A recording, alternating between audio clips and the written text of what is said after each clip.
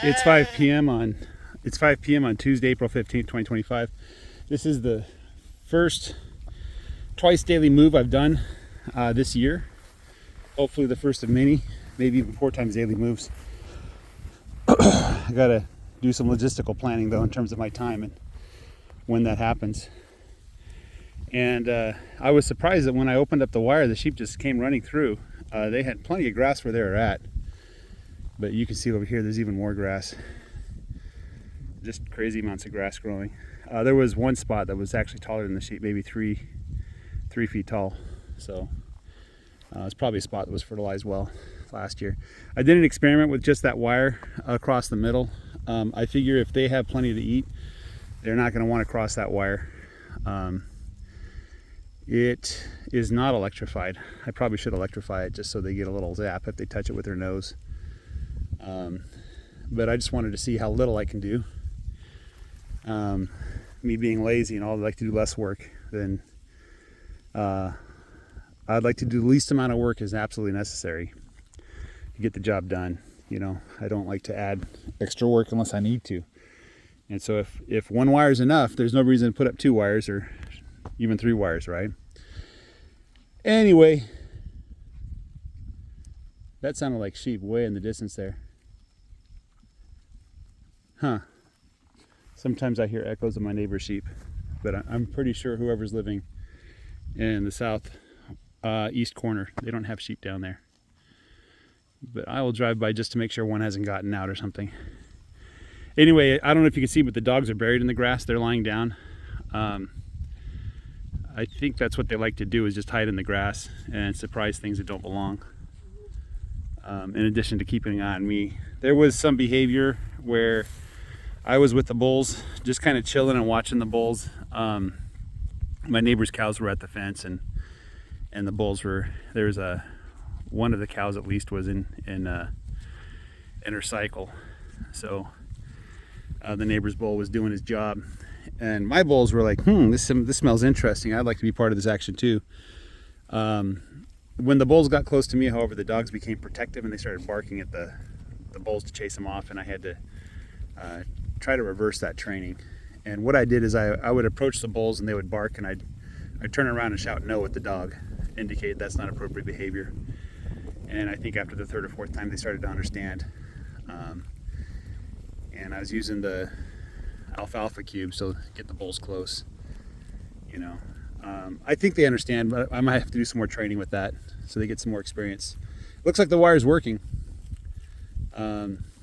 Remember, one of the things that Greg Judy explained was the sheep don't jump the wire if there's plenty of food on their side, you know. So it's when they run out of food they start looking at running across the wire, which makes them really it's a challenge to keep them in winter when there's just not enough forage to go around, and they really don't like hay. They'd prefer anything green over hay. Oh, look at that. That sheep is rubbing against my my side-by-side there. See if we can zoom in and show you. Yeah. Now I have kind of done a nasty to them. This tree is fenced off. And the only reason it's fenced off is I don't want the cattle grazing under here. What happens is they like the shade, and they'll hang out here and poop and pee a lot and eat all the grass down to the ground. So I want to get them away from the tree so that when summer comes there'll be plenty of grass here under the tree. When it's like 90, 95 outside, they can actually use the shade of the tree. But when it's just like 73, like it is right now, that they stay out of the tree. So, and if I had a little bit more, I don't know the right word, gumption, I guess, I would probably not graze at all under any tree, unless there's like 85, 90, 95, that temperature. So, you'd be surprised. I mean, Texas has a reputation for being hot. Southeast Texas, particularly like Houston, that area. You know, the West Texas, it's a desert. It does get hot, but it's very dry compared to East Texas and Northeast Texas, where, you know, we're on the kind of the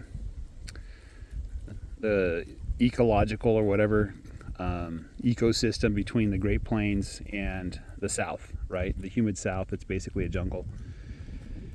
And so we get the heat and the humidity.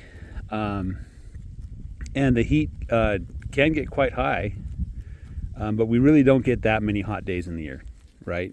I think typically the temperatures hover around 85, 90. It'll go over 100 a couple times in a year. But if you can get used to 80-degree weather, Texas really isn't that hot. There was a experience I had. I was in Texas, and then I drove up to Oklahoma, and my goodness, they had a rain, and then it got hot. Oh, that was terrible. That was ridiculous. I was dying up there, and I was already adapted to the heat. This sheep here, the brown one, is probably mostly Barbados. There's a couple Barbados in here. I have not had any problems with the Barbies. And I was thinking that maybe if I'm looking for things to put in my herd, Barbados might be a good breed to mix in at some future point. You know, the Barbies seem to do well, despite my poor management practices. That's a Barbie as well, that one right there. Anyway, yeah, the grass is super thick here. It's really nice. I think the shade helped to grow the grass a little faster. I don't know why that is, but that is what it is. So I'm not complaining. Somebody did ask a while back whether I was planning on planting trees, and that's a thought that I did have, is I wanted to convert this to silvopasture. And what that means is you have trees and pasture mixed together. And the rough idea would be that I have trees like every X interval, whatever that is, so that there's open spaces where the grass can grow well, but there's also lots of tree cover. The animals can take shelter in from the heat or the rain, or they can rub on those trees and shed. There's plenty of branches on the ground, give them something to play with, you know. But that's the idea, is that you have trees and pasture mixed together. The animals do just fine grazing under the trees.